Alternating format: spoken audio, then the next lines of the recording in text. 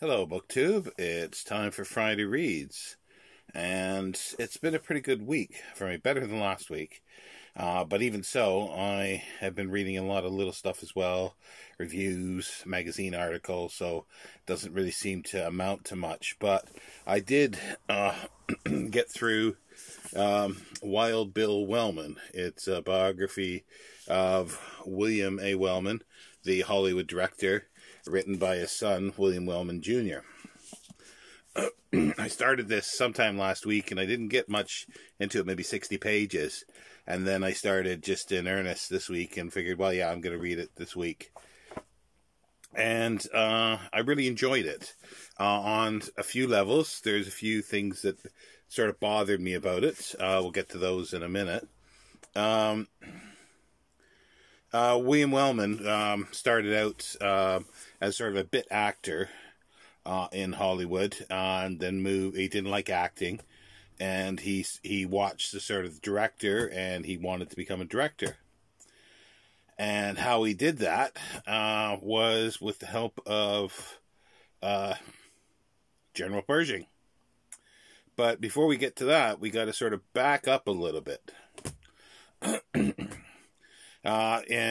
He was in World War I as a fighter pilot. And this was before the Americans actually were in the war. He joined up with a French flying unit. And he was sort of, he was injured quite badly, so he was sort of invalided out. But while he was there, they went to a lot, like he went and other of his friends, and including generals, went to bordellos, whorehouses. And in one place, he heard that General Blackjack Pershing was visiting. We'll put it that way. So he snuck into the room where he was with his lady and stole his trousers. And then all of a sudden, when he was finished and went to put on his trousers, there was a huge ruckus, and Wellman sort of popped up, saluted, and handed him his trousers, and they sort of laughed about it and stuff like this. Strange sort of anecdotes that you hear, but it came to when he was working in Hollywood, and how he got to work in Hollywood is another interesting story, because, well, he was playing football in, I think it was New Bedford, Massachusetts, before he went to the war. Douglas Fairbanks Sr. Was there and spoke to him, and thought, because he was a big fan of football, American football. And they sort of hit it off, and Douglas Fairbanks says, "Do you ever need a job? Come out to Hollywood and look me up." So after he got invalided out, he looked at a few things to do. He was starting to train other pilots, but then the war ended. So he remembered Douglas Fairbanks saying, hey, come see me. So he tracked him down. He found that Fairbanks was having a party. So this was still while Wellman had an airplane. So he buzzed the party several times, scaring the poop out of most of everybody there. Landed in a field nearby and walked up. And so the story goes, Douglas Fairbanks remembered him and gave him a job on his current picture as an actor, as his sort of, I think, a younger brother in a film, a Western of some sort. Wellman did a couple, but he didn't like acting, as I say, and he was working as sort of a prop person, and the studio was going to have a visit by General Pershing, and they told everybody that was in, was in the army to kit out their uniform and get there. So he did this, and Pershing sort of shakes his hand, moves on, and then stops and comes back and says, "I remember you." And he sort of said, "Well, yes, but maybe it'd be best not to talk about where we met. So, and then all of a sudden, the light bulb went off for Pershing. And Pershing says, well, is there anything I could do for you? So Wellman says, well, he wants to become a director. Can you just sort of take me off to the side underneath this fig tree, and we'll have a little chat? So he did that. Whatever they chatted about, it was sort of just basically to everybody to go, ooh, whoa, wow, this is a big guy, Bill Wellman.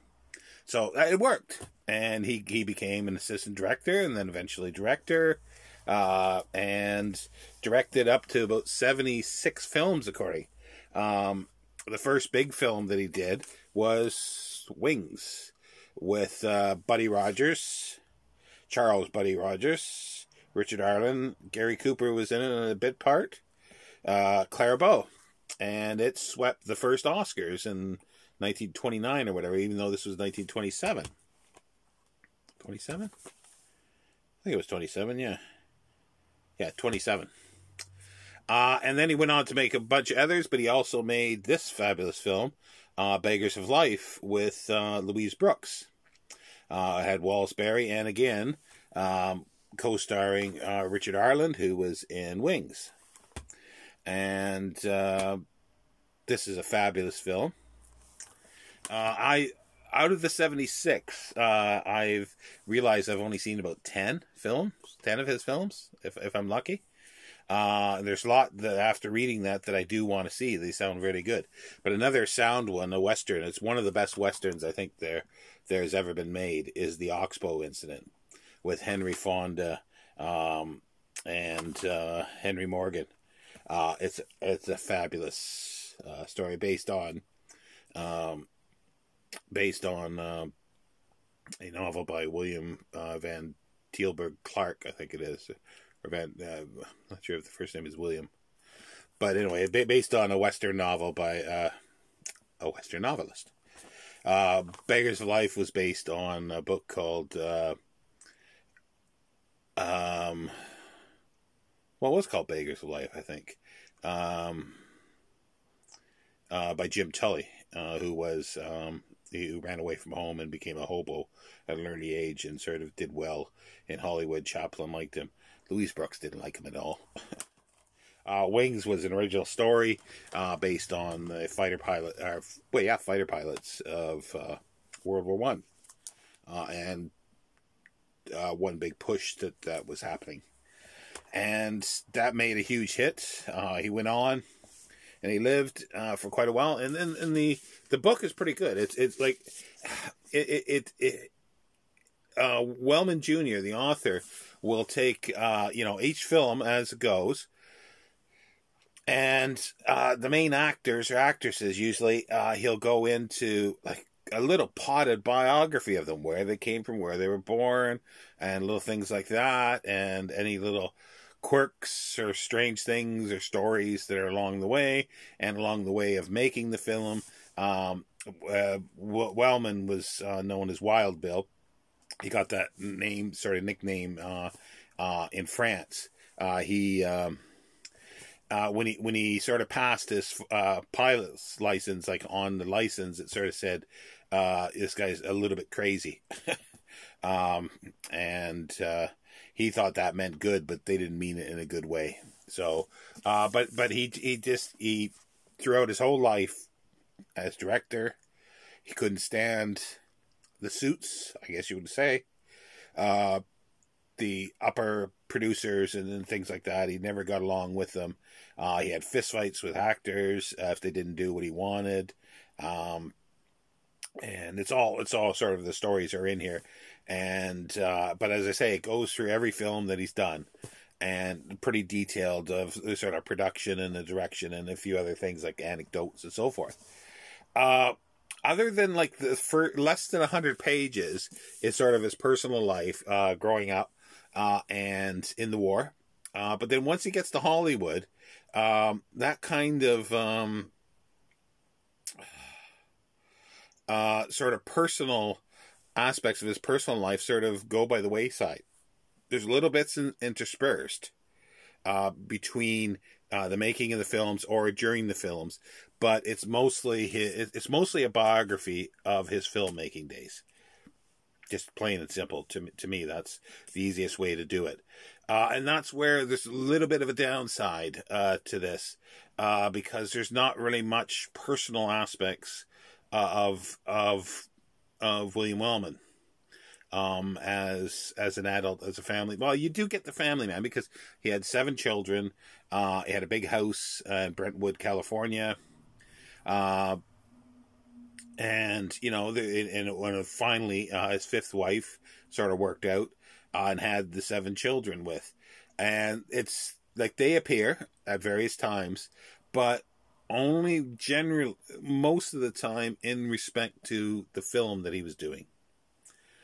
And since this is done by his son, there is a bit of sort of father worshipping, hero worshipping with it, because he'll talk about, oh, this is the story that's around. Well, I'll give you the real facts.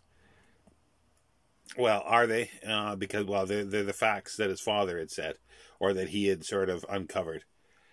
It would always pretty well make his father look a little better, or you know, stand a little taller than the others. So that sort of where it falls down a bit. But for information wise about Hollywood and like the picture industry, because even subtly throughout there's the changes of studio heads, merging of studios, that kind of thing all the way through. There's a bit of less of that after like World War II, but it's still there, and just, you know, smorgasbord of detail about actors and actresses and sort of, you know, Hollywood in raw, in a sense. So I really liked it. And another great thing in here is his filmography. And usually, you know, you see a filmography and you might see 10, 15 people listed as you know, as actors and cast. Well, here's Wings. Here's the production and all the people that worked on it there. And then it goes up and there's all the actors and bit parts. So there's huge amounts of information in here that you can look at and just sort of see sort of similar names pop up in various places. So I really, really like that part. So all in all, I really, really enjoyed it because it's was a fun read, and it's allowed me now to go out and seek out other films by him that I have yet to see. Because there's one that I wanted to see for a long time with Barbara Stanwyck called Night Nurse, and it's with Clark Gable, and it's a different kind of role for Clark Gable, because he's playing a dark sort of character, and it's pre-code, I think 1931. So yeah. So if anybody's interested in Hollywood and directors, you can't go wrong with this one, really. As I say, if you're looking for personal aspects of a personal biography of their personal life, this is not it. Professional, yes, definitely there. Now, the other thing is a buddy read that I'm doing. Well, before I get to that, I mentioned the last time that I got a fabulous film by Abel Gance called Larue The Wheel. It's 1923. It's a French film. This is the French sort of DVD box set. There's 4 discs, and sort of, I don't know, I guess you call these little digipacks, I'm not sure, but I kind of like them. They have a nice picture on the front. It's a 7-hour film. It's been restored by Gaumont, I think, or Cinema Francais. I'm not sure, I can't remember which now. Probably a whole bunch of little places pitched in. It's got quite a nice substantial booklet, however, with essays and so forth, but it's all in French. So I'm hoping to get to that at some point, in the sense that I hope I can take a picture of it, and then I can take the words from the picture, because on my phone, when I do a screenshot, and there's text on it, it says, do I want to copy the text? So I need to try this. I might need to take the photograph and then do a screenshot of the photograph. But if that's the case, that's fine. And if it gets enough information for me to understand this is great. So, yeah, 7 hours on 3 discs. and I started it Sunday morning, sort of late. No, actually, probably in the afternoon. Actually, I did. Yeah, sort of late morning or early afternoon. I had there was a bit of a power outage here in the first discs, so I had to pause there for a few minutes until that was sorted. And then halfway through or 3/4 through the second disc, I was getting a little fatigued, tired a little bit because I've been sort of sleeping at odd hours, so I had to take a little bit of a nap. But then I sailed on through with the rest of it. And I was hoping to get to the extras, which is an extra disc here. There's subtitles, obviously, for all this, for the intertitles and everything like that. But there's no subtitles for the extras, the documentary, the interviews, and so forth. That's the downside of it. And I don't understand a word of Francais. But it's a fabulous film.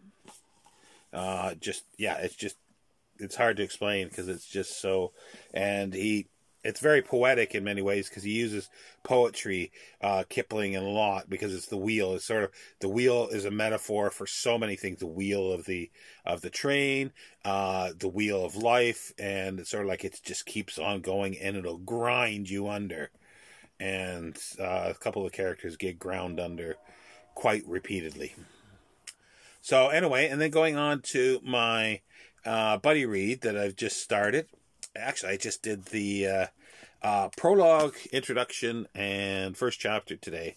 It's with Hannah at Hannah's Books and Amy at the Dusty Bookshelf, and we're reading Michael Schmidt's The Novel, a Biography. It is a beast of a book. It's heavy. It's heavy paper, but it's well made. It's sewn, as far as I can tell, but it's cloth bound. And I really like it so far. Like I say, I've only read 24 pages, but I am in love with it so far.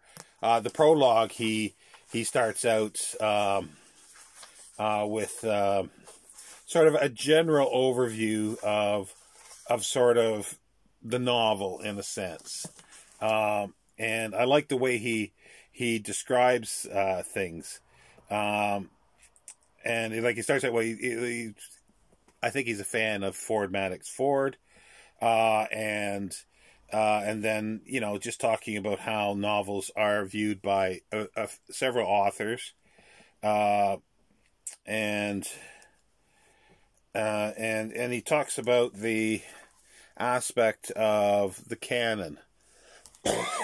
And where some people think, oh, it's only for highbrows and stuff like this. And he says he thinks that, you miss so much if you don't because if you read anybody, you read Dickens, for instance, you will miss so many references if you haven't read, say, the Bible or other things that came before Dickens. You'll miss so much in the story, the references and everything like that. And that's always been so. But a lot of people just, no longer know these things. It's like when I was reading Thomas Hardy, I don't particularly care for Thomas Hardy. I don't like his style, but I read several of his books. And when I was reading it, there were other people that were reading it at the same time. They didn't. There was a whole level they didn't catch. They did not catch any of the Greek and Roman mythology that sort of just permeates through, or at least the ones that I read. And they knew nothing about Greek and Roman mythology, so therefore they missed a whole level of the book. And there's many levels on his, but they missed that level, that's for sure. And he ends sort of with, like, this is like an impossible task to do, and he says here that whatever use a novel is put to in its own age, it survives not because of its themes or its intentions, but because of something else, to do with form, language, invention, and an enduring resistance to cliche, an irreducible quality, a something. Now, and a quality and something are in italics, so it's like, yeah, well, what are those things? And that's the biggest challenge to do. And then in introduction, he tries to sort of, he puts boundaries on what he's going to do in the book, to a certain extent, because you can't do everything, and you can't look at every single book. So he uses the canon to a certain extent, or for most part, as I think a framework. Or at least that's what it seems like it is. But then he goes into like what a lot of authors sort of have viewed, how they viewed the novel, what they thought of the novel, how they reading, how they did their reading, because he talks about himself growing up in Mexico, and every few months a brown paper package tied up in string came from Foyle's bookshop in London, England, and he talks about other things that books that were huge, like G.A. Henty and Kipling. They're no longer sort of in vogue now because they like, well, Henty was imperialistic. He had no apologies for that. He believed imperialism was perfect and everything. And he's sort of saying, well, you got, in some ways, it's still worth reading. Like he doesn't go into the details of sort of the aspects of that it's not sort of politically correct now, but he says he says a novel is a kind of a rabbit hole, and there's a neat way he describes it. It's in the opening sentences here, I think, of the introduction, which I really like in it, and I think him as a poet comes through with this. No, it's not there. Where is it here? Sorry, I was trying to find it here. Oh,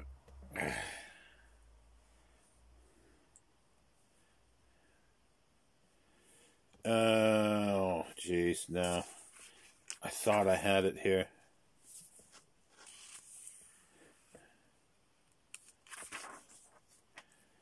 He refers to the novel sort of as a haunted house of fiction. It says Ford Maddox Ford chose as a guide through the vast haunted house of fiction, not critics, experts, and theorists, but artist practitioners. And he goes on and explains that. But he also goes out.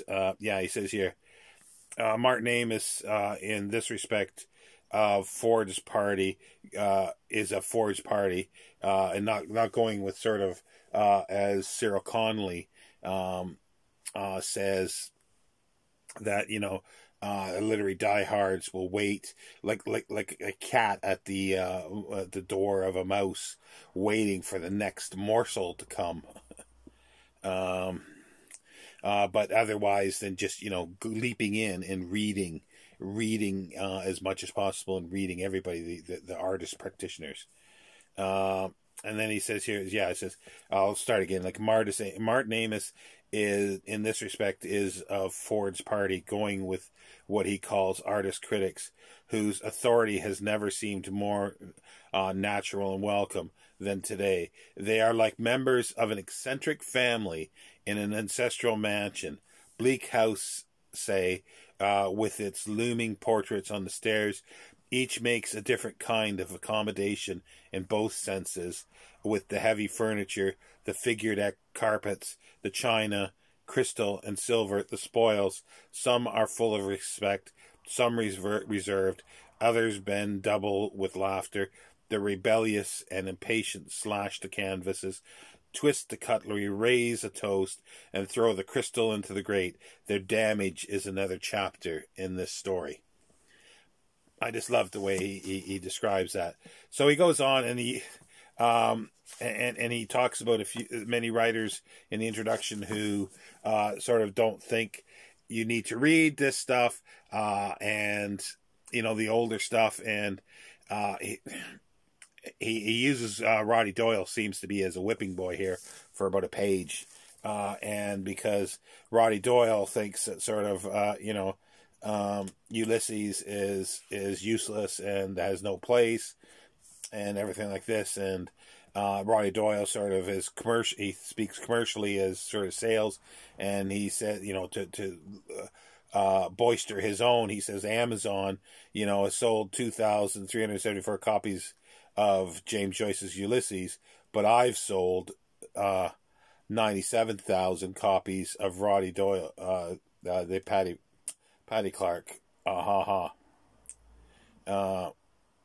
and then the author interposes here between 2002 and 2012. Patty Clark, sold 26,825 copies. Ulysses 190,000. So there you go. But yeah, and he goes into the reading, and he talks about how the sort of how stories and novels are the transition of them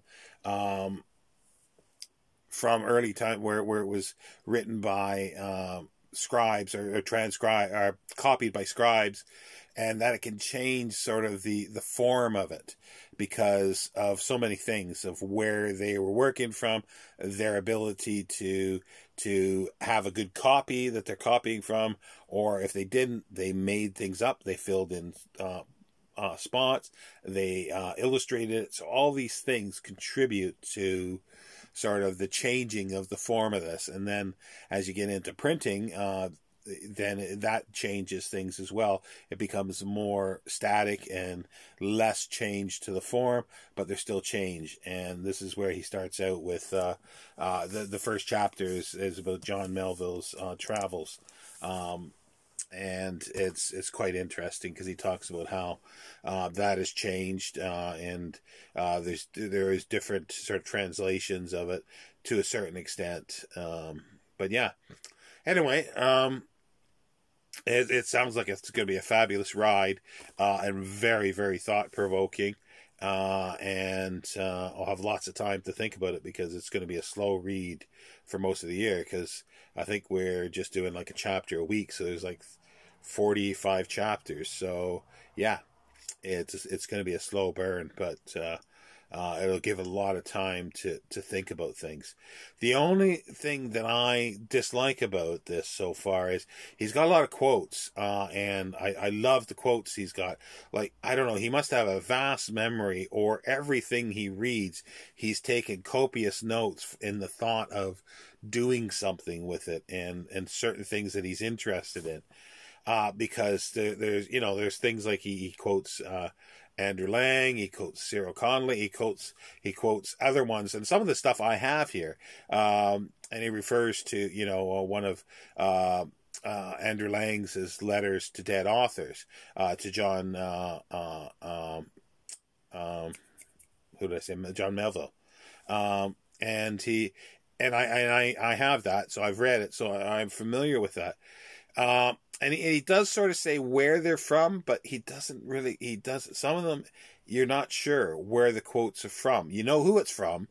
Clearly he states who it's from. But it's and there's some fabulous quotes by Virginia Woolf. But it would be nice to have footnotes or endnotes of all the notations of the quotations that he does and references. That would be fantastic. But there's none of that in there. But then again, that would probably add about 300 pages to the book. Maybe not that much, but it would probably add a good 100 pages to the book. And there's bibliography wise, it's very, very sparse. He gives a chronology of authors. But yeah, bibliography, is there any bibliography? I think all there is a timeline of authors, yeah. So that therein is the bibliography, and that's it, and an index. So yeah, and this runs in right up to the timeline. It is over 1,100 pages. So you can just think that would add on like a bibliography about writings about novels at various periods, and the authors that he references. Pardon me. The authors he references would add probably a good 400 or 500 pages to this. But it is sad that it doesn't have that. Have a second volume with it all in. Anyway, I'll continue to be reading with that. I'm not quite sure what I'll start next. I have a couple things that are in the offing, but I hope everybody has a good weekend and good reading. And things are sort of still locked down here in the UK, and they've sort of banned travelers. Whereas on Monday, you cannot come into the UK without certain restrictions and having tests. It's sort of banned most traveling. So things are not looking good here. Regarding book hauls, I am working on something. So keep watching. I'm working on something. Take care, BookTube. Bye now.